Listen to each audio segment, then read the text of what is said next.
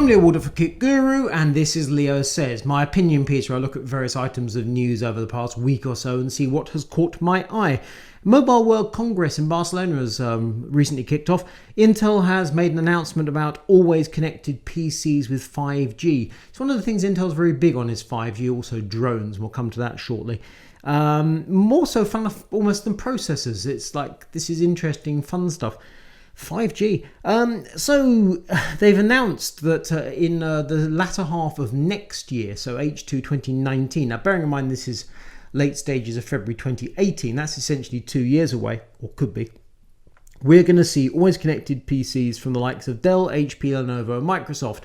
So whether they're Surface tablets or whether they're actually laptops remains to be seen, but mobile devices. And happily, it seems that Intel has a 5G modem, MXM 8000. I must confess, I thought I read some news a few months ago that Intel had scrapped its mobile modem division.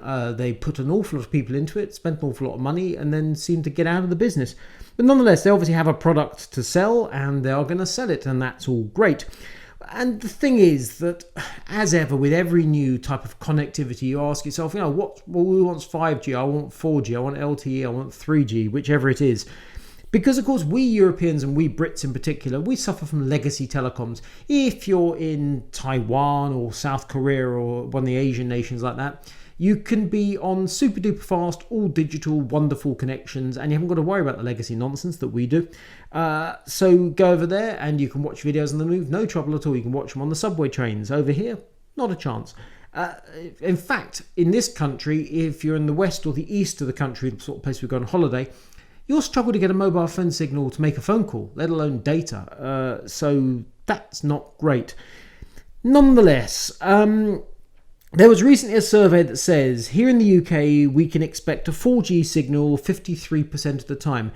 4G signal doesn't say how good a 4G signal, what type of 4G signal.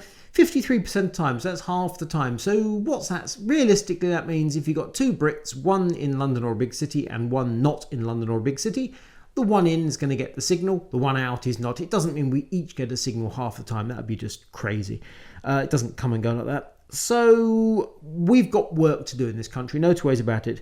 The idea that, these laptops are going to go on sale latter half of next year, okay. The idea we're going to actually have 5G connectivity in the UK in 2020 or 2021 seems fanciful to me, frankly. But then if you live in London, perhaps. So we shall see. If, on the other hand, it means that the rest of us get decent 4G all the time, okay, that's fine, I'll take that. And then, of course, the inevitable question is going to be data plans and cost. Because if you can hoover up 100 megabit data watching videos on the move and so on, you could potentially spend a fortune. Remember those horror stories when Apple launched the iPhone? They were looking for always-on connectivity. If the iPhone couldn't find a Wi-Fi signal, boom, it just went over to your data and just sucked it dry at great expense. Oh, goodness. And Apple, of course, was doing, they still do, MMS rather than SMS, which meant they were brutally expensive. Every message by default, MMS. Huge bills of hundreds and hundreds of... Oh, what fun. That's going back a long way. Happy days, happy days. Anyway, so Intel strikes me here. The thing about this Mobile World Congress announcement is they're looking for a bit of good news. I mean, announcing something for the latter half of next year, that's really early days. We've got all the Computex, CES, Next MWC. So this seems not pie in the sky, that would be wrong, but it's a long way off. You have to wonder why they're looking for some good news now. And the answer, tragically, is Spectre and Meltdown. Intel is currently facing 32 lawsuits. 30 of them seem deadly serious and 2 of them seem slightly less serious, so that's not good news. And amazingly, AMD is now in hot water legally over Spectre and Meltdown, which seems really unfair, actually. And I know law has nothing to do with fairness, but AMD is about as clear of these troubles as you get, certainly compared to Intel. Nonetheless, according to someone filing legal papers, the fact that AMD provided BIOS updates to fix what AMD was saying was a near zero risk was evidence that AMD knew there was a problem, even if it was a theoretical problem. And therefore, boom, here are the legal papers, which just, apart from has AMD got any money to pay a legal? Anyway. And I can't help but think that if you think that view has any credence, you're fixing a problem, even though you say it's not a serious problem. What are you playing at? Who in their right mind would ever investigate a problem? You'd be told there's a problem, you go, I don't want to hear it. Don't tell me about it. I don't want to know, because I'll be served legal papers. The other thing was, and this is where it gets a bit, I don't want to use the word unfair again, but I'm heading in that direction. These are chip firms we're talking about, so unfair is a weird concept. But Intel, AMD, and all the other firms, I mean Samsung presumably, but ARM for sure, Google was involved in this, and other people. They were working on fixes for these problems once it came to light that there were problems. Now, there doesn't appear to be a process whereby these companies are able to actually go and tell the US government confidentially in a useful manner, by the way, you know, all those CPUs inside all those computers of yours, there may well be a problem. It doesn't seem there's actually a process whereby they can do that, amazingly. So until a public announcement is made, everyone appears to be in the dark. Now, the shareholders are up in arms here with Intel and AMD. They're saying they've taken a hit on their money. You can see the problem.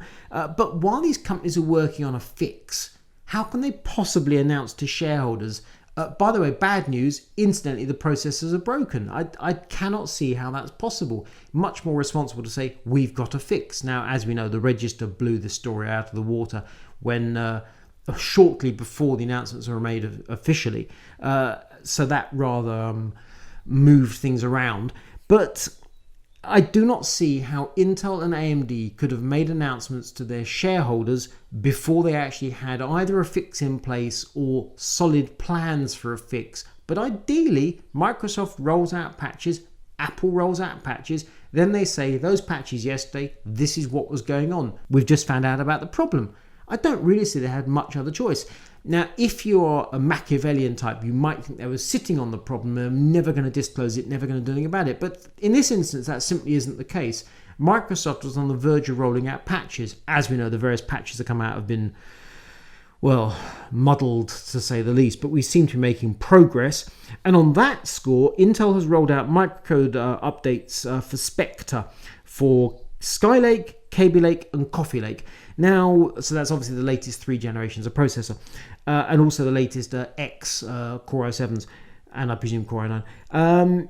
So that's fine. Now, they apparently have tested these patches. They apparently now don't cause endless problems as some of the previous patches did, which again suggests they were rushed. If Intel has a reputation for anything, it's actually for testing things and checking things. I mean, the amount of drivers that are within Windows that come from Intel is just books of the things. They do not generally do a bad job. So those patches that came out that seemed to break things and put PCs into boot loops really seemed out of character, and it suggests they were rushed. Anyway, assuming these patches work, let's be charitable for the time being. The question is going to be what sort of performance hit you get from these patches, and we just simply don't know at the moment. But the 2018 is going to be all about Spectre and Meltdown. I mean, not all about, but it's going to be just rumbling on and on. How much is going to be legal woes? How much is going to be technical woes remains to be seen. But again, we've got these promises of new CPUs that are going to be hardware fixed to prevent this all happening. Believe it when I see it, and as to whether that's a design that's announced or a whole raft of processors, again, time will tell. But at the moment, it just seems gloomy. Still, they do seem to be making progress, and it was a very bad start to the year. So hopefully, the only way is up. Another company that's had a bad time, I happened to spot this on EKWB's, the Slovenian liquid cooling company. I spotted this in their news section where they said, terribly sorry, if you bought an EK-Supremacy EVO Threadripper block, we're sorry. I thought, but I did buy one of those blocks. I bought it last August. And I have said once or twice, it's not very good. I mean, the cooling is just not good. And they're saying, terribly sorry, the cold plate of the block is not very good. True, we agree. Unusual to see such a public admittance. And they were planning some monoblocks that were going to use the same cold plate, and they had to put those on hold and fix the cold plate before they could do the monoblocks. So that's quite realistic, actually. I don't know whether those monoblocks have been released yet or not, but if not, they're imminent. And they'll be working on a dedicated Threadripper block too. Okay, now I, as a customer, would have appreciated an email. I don't know how many people have bought the Threadripper EK-Supremacy block from EKWB. You're going to think not that many, realistically. And I would have appreciated an email. I'm sure the other customers would too. Anywho, it says if I slap in a request for a $25 partial refund, which is about a third of the total cost, give or take, then you'll get it. It's a voucher, which means I have to then place a further order to use it. Okay, I prefer the cash, but such is life. I have applied for my refund. I applied 3 or 4 days ago now. I've had an auto reply to my email. I've heard nothing since. If the process rolls along and I get my cash, okay, fair enough. I'm not best pleased, but this doesn't seem to be handled as well as it might have been. But I am really surprised that EKWB managed to muck up the cold plate for a Threadripper block. It suggests that somewhere there was very poor communication, presumably between AMD and EKWB. I recall talking to AlphaCool asking about their blocks they were working on for various upcoming GPUs and CPUs, and they said we wait to see what comes along. We get given some information, but generally speaking, until we actually see the product, we're not really in a position to do much about it, which didn't seem like really great news. I mean, there are not that many companies at the forefront of liquid cooling. EKWB clearly one, AlphaCool clearly another. It would appear that EKWB was acting on duff information. You have to think it came from AMD. It does mean that I am the proud owner, or not so proud owner, of a version 1 Threadripper block that simply doesn't work that well. And I really must get that watercool.de block installed, and soon. SSD technology. There's a trend at the moment with SSD NAND to move from 48-layer NAND to 64-layer NAND. And we saw a recent drive, or news of a recent drive from Samsung, which is a 32 terabyte SSD. It's 2.5 inch form factor. It's for enterprise. It's got a 12 gigabit SAS connector rather than SATA. Each of the stacks of NAND chips is 1 terabyte in capacity. Part of the way they've done that is moving from 48 layer to 64 layer, but they've then stacked up those dies to reach the total capacity. It's going to be colossally expensive. That's just a fact of life. Nothing you can do about that, and it's not for us anyway. But of course, the question we have to ask ourselves is, when are we going to see those 2 terabyte, 4 terabyte, 8 terabyte SSDs in a form factor that we want to see? 2.5 inches fine, M.2 even better. And it would appear it's still a long way off in the future. I mean, incremental improvement to say the least. So Samsung with an enterprise drive, and it's a chunky 15mm drive. It's thick. So they have doubled up the previous capacity, which is just under 16 terabytes to just under 32 terabytes. We want to see obviously that doubling trickle down the stack along with sensible prices. But there is news that Hynix has just announced 72-layer NAND in an SSD using their own controller, and that's likely using LAMD technology they bought back in 2012. So 48 layer to 64 layer to 72 layer, okie dokie, but then if you take 48 or 64 layer and you stack up those dies, then you end up with chunky chips. And 1 terabyte chunky chips, that suits me nicely.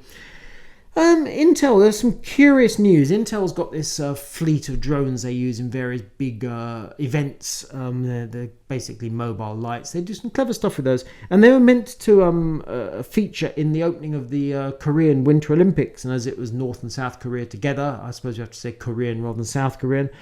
But those drones did not kind of do the live launch thing that we were expecting. There's a bit of a muddle going on with press releases. We've got a press release and we've got another press release saying actually that thing you just saw wasn't quite live. It's kind of from the thing we recorded before the actual event. And it turns out, or we are told, that the drones or some part of the drone system was hacked by Russians. Now, I mean, it's becoming a bit of a bad joke to say Russians are responsible for everything. The Russians, of course, were excluded from the Winter Olympics. Russian athletes could compete, but they were doing it as Olympians rather than as Russians. The Russians did have grounds for being upset, and it would appear that they launched a cyber attack involving Intel and their drones. The Intel Core i9-8950HK has been spotted again. This time it's a 3D Mark result. The trouble with these benchmarks is they love to share them online. Unless you actually actively untick the box, bump, the result gets shared along with the spec of the machine.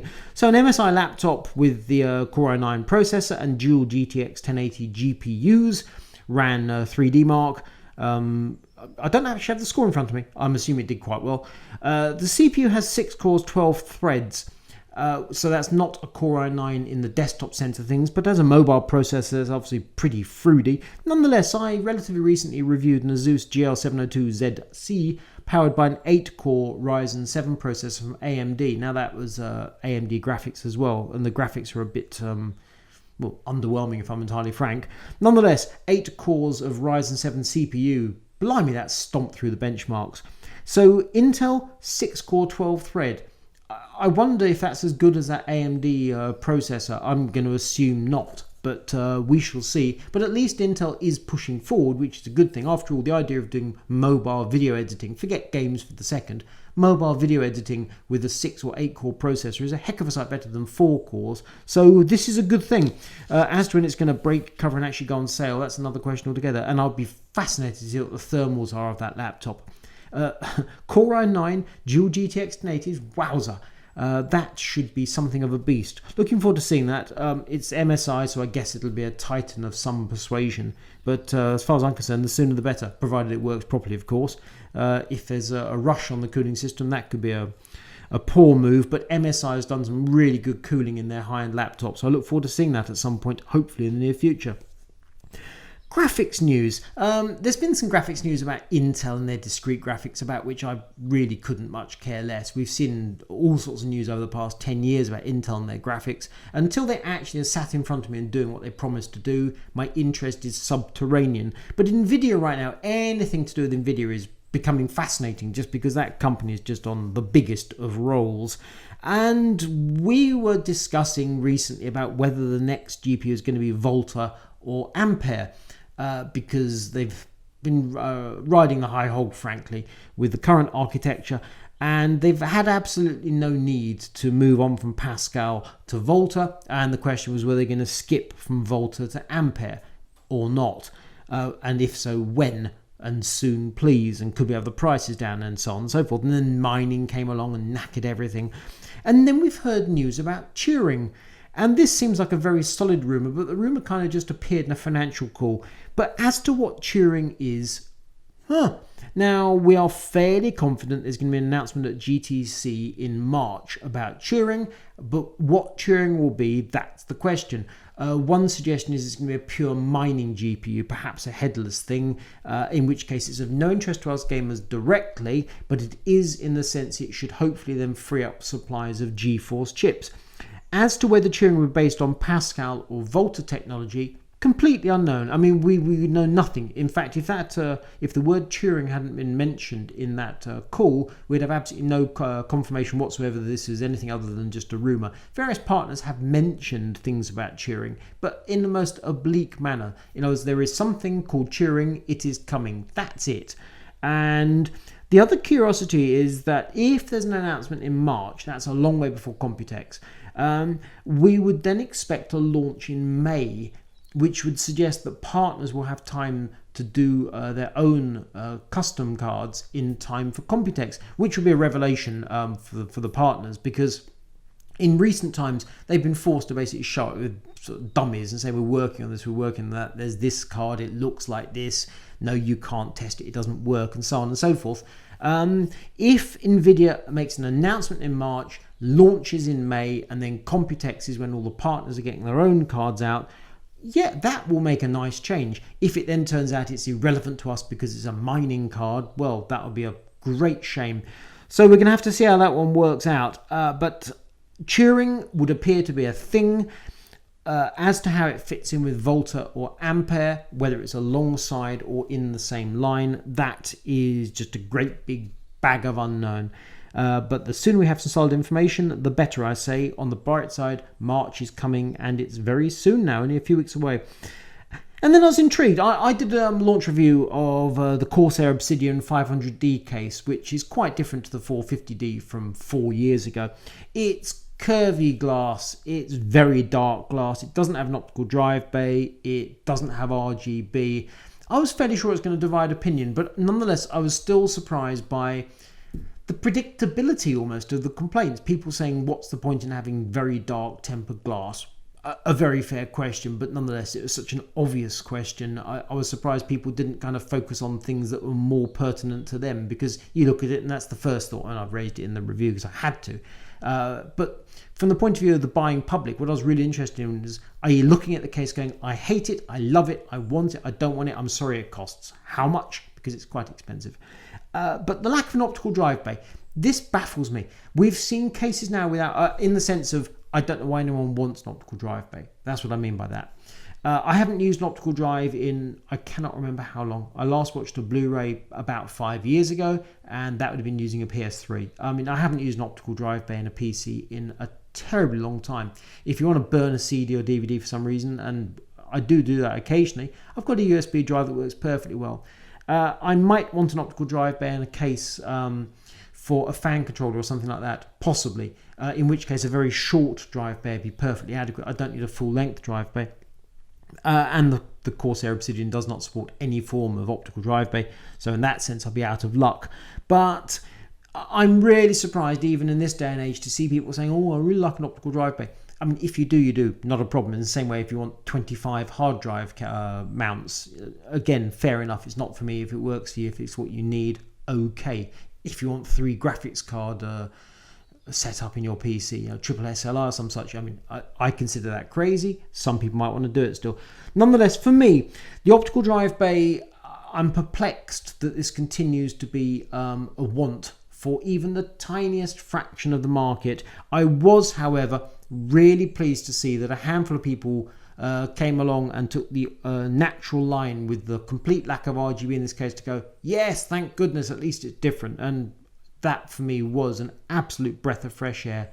A modern case, and it is a modern case. It is not, as somebody said, a cookie cutter design for 2018. It just isn't. It looks superficially like a regular ATX case. When you look closer, there are some significant differences. The way the filters come out from the inside, the top and the front panels are fixed in place, and so on and so forth.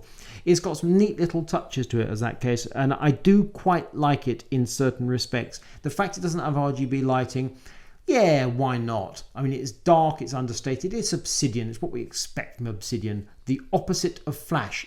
Obsidian 500D is unflash, and that's just a fact. If you like this video, thumbs up. If you don't, thumbs down. If you want more from Kit Guru, click to subscribe. I'm Leo Wardock. This is Leo Says.